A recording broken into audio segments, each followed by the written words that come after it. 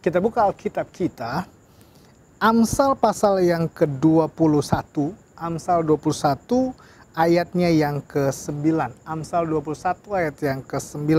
Alkitab berkata demikian, lebih baik tinggal pada sudut sotoh rumah daripada diam serumah dengan perempuan yang suka bertengkar.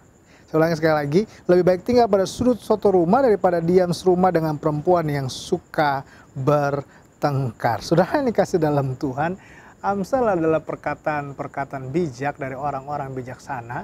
Amsal adalah perkataan-perkataan orang saleh, orang-orang yang berpengetahuan, artinya orang-orang yang hubungannya dekat dengan Tuhan, dan apa yang mereka katakan biasanya menjadi kekuatan dalam kelompok-kelompok masing-masing mereka. Dan salah satunya, saudara yang dikasih dalam Tuhan, mereka berkata bahwa lebih baik tinggal di sudut sotoh rumah daripada tinggal dengan orang yang suka bertengkar. Nah, saudara yang dikasih dalam Tuhan, tema kita pada hari ini adalah kita bicara tentang bagaimana kita menghadapi, bagaimana saya menghadapi orang yang suka bertengkar, iya kan? Atau kalau sedikit plesetkan bahasanya dari suka bertengkar, bagaimana saya menghadapi orang yang suka cerewet, Pak Pendeta? Karena biasanya dari cerewet akhirnya kita jadi suka bertengkar gitu ya kan.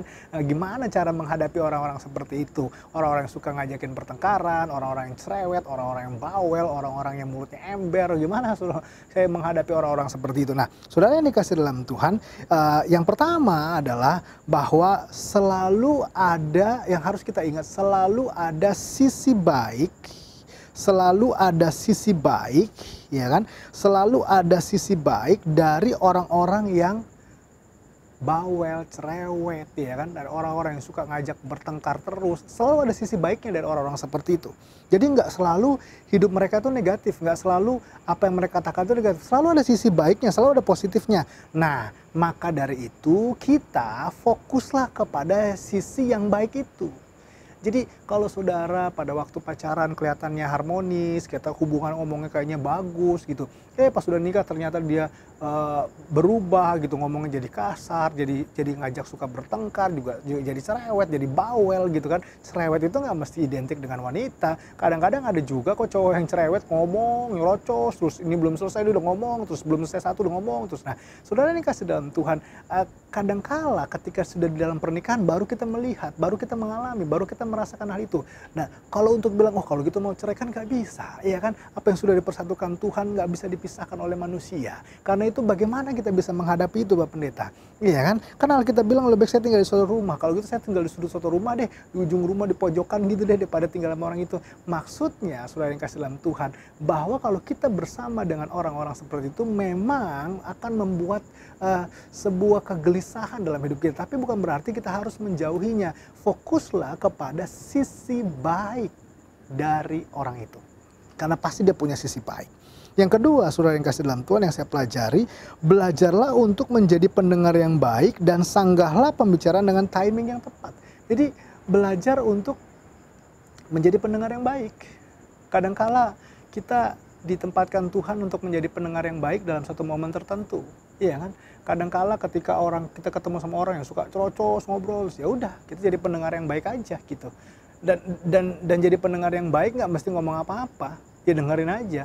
Kadang-kadang kalau orang punya masalah terus dia menceritakan masalahnya tanpa babi bu langsung cerita masalah dari A sampai Z.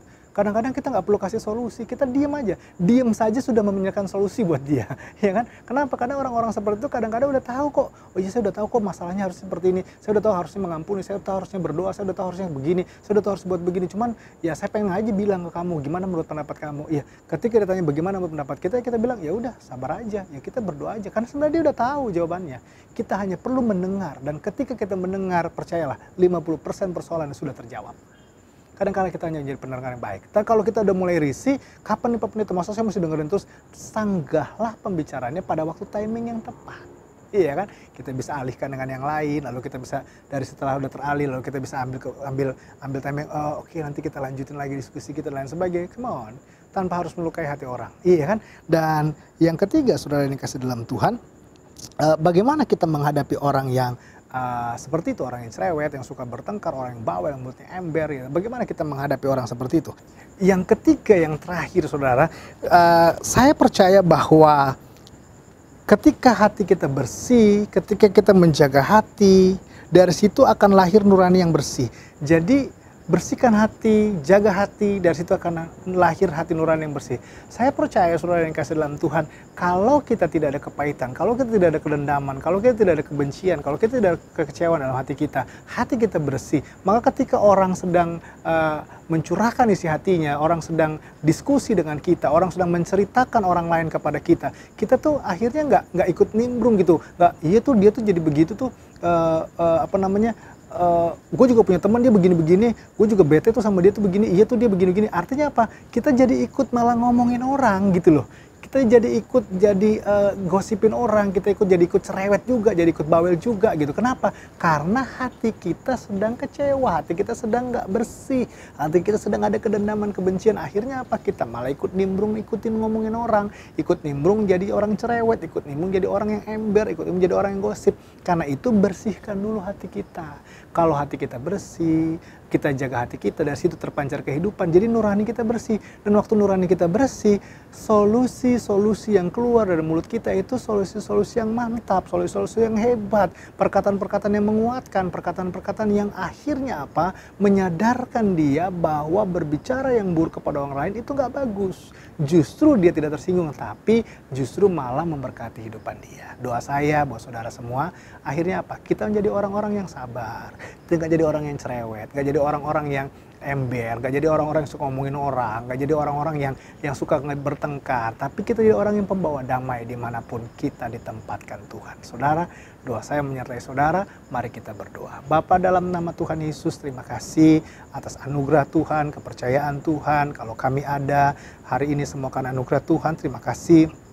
Kalau kami diberikan pengertian bahwa kami harus menjaga hati kami, menjaga bersihkan hati kami supaya nurani kami bersih, agar kami tidak menyinggung hati orang lain, tidak berbicara yang buruk kepada orang lain, agar kami tidak menjelekkan orang lain. Terima kasih Tuhan, kiranya lewat program ini kembali kami diingatkan agar kami senantiasa selalu melihat dari sisi positif dari orang-orang yang berbicara yang buruk, orang-orang yang cerewet, orang-orang yang bermulut ember, orang-orang yang suka memfitnah. Mampukan kami, orang yang suka bertengkar, mampukan kami untuk kami melihat sisi baiknya, karena pasti mereka ada sisi baiknya. Dan mampukan kami untuk belajar menjadi pendengar yang baik. Di dalam nama Tuhan Yesus kami berdoa. Haleluya. Amin. Saudara yang kasih dalam Tuhan, sampai jumpa dalam program selanjutnya. Tuhan Yesus memberkati saudara. Ingat, jangan lupa please like, share, and subscribe program ini saudara, supaya juga bisa dekat bagi banyak orang. Dan doa saya menyertai saudara. Haleluya. Amin.